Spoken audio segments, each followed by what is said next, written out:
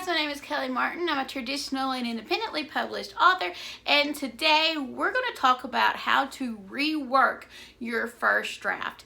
This was a topic that was recommended, or not recommended, was requested by one of my lovely readers, Rachel, and I wanted to make a video on it. She asked me if there was any videos or if I had any videos on this topic. I don't.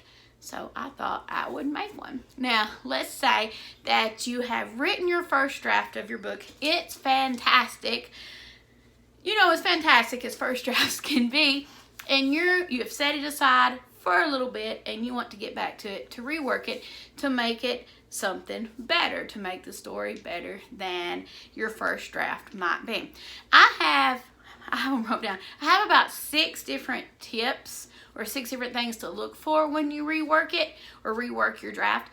I'm not going to get into specific details on all the steps because I don't want to overwhelm you.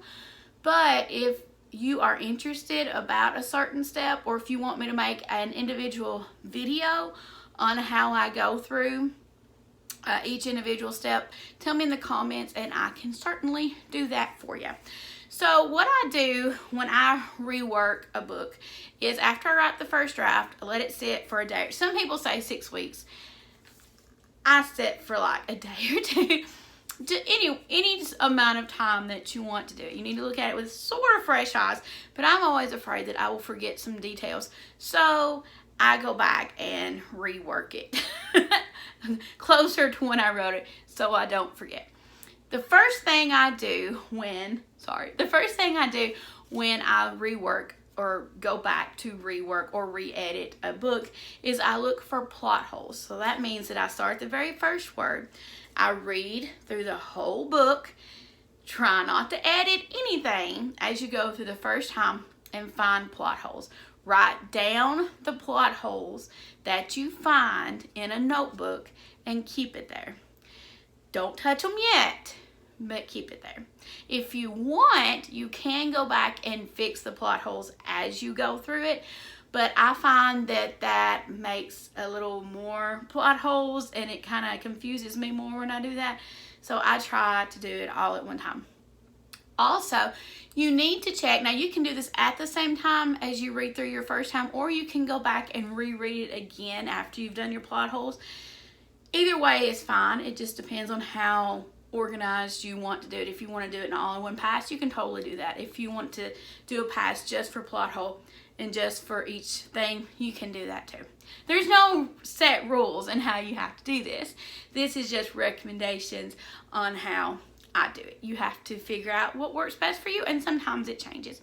The next thing that to look for when you rework is head hopping. Head hopping is when your book is in a certain point of view.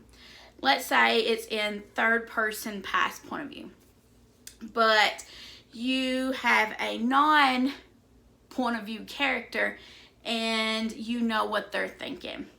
Or like if I said, "That's a nice campfire," Tom said, scratching his beard. And then Shane, Tom is our point of view character, and then Shane is, "Thank you," he thought, wondering who in the world Tom was. You can't do that. And that is a weird example. But make sure that when you go through it, you only know the internal thoughts of your main point of view character. If it's an omniscient point of view, that's different, that's complicated. We're not going to get into that right now. But if it's a point of view character, you can only know what's going on in their mind because they are the ones telling this story. Think of the narrator as you.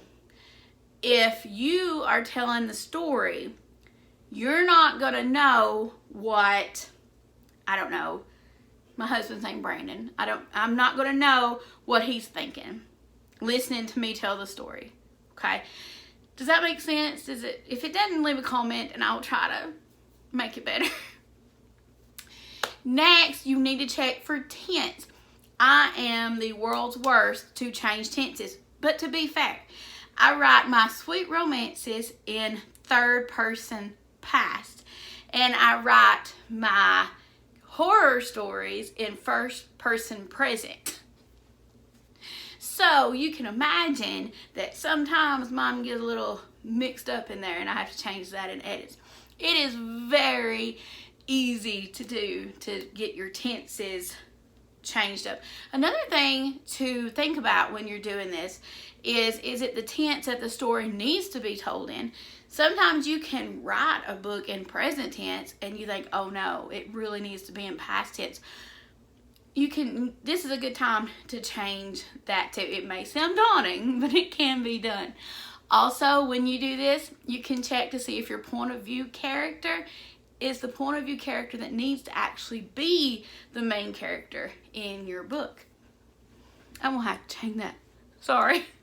The main character in your book. So sometimes you can think the main character is the main character, but when you go back and read it, things are always kind of happening around them, and there's another character that would be like a better main character for your book. So I know all that's just kind of out there.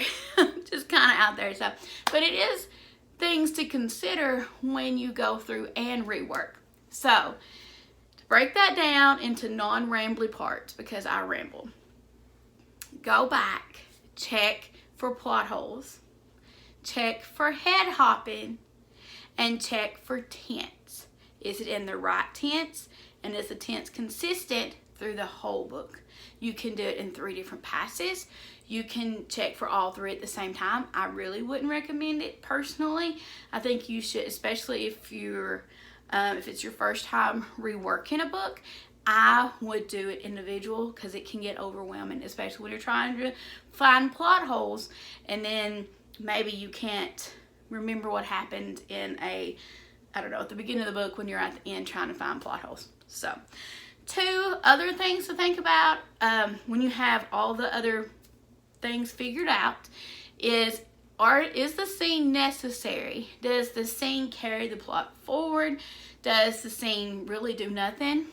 If it's a scene that really doesn't do anything for the plot but you really like it, you can cut it and you can put it in your newsletter as an extra.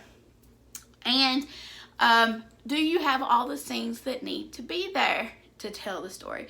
I'm a linear writer. I write from the very first word to the very last word. So a lot of times my scenes, I don't really have to cut many scenes or put more scenes in, but I know some people write based on scenes. And if that's you, you may need to go back and make sure or see if a scene is needed to tell the story.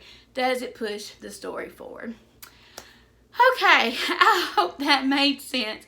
If not, tell me in the comments. I will understand.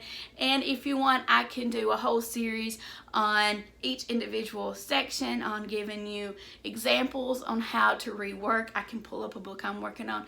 We can rework it together. However you want to do that, leave it in the comments. Vote in the poll for next Tuesday's video. It's in the description. I make videos every Tuesday and Thursday, and I will see you in the next one. Bye.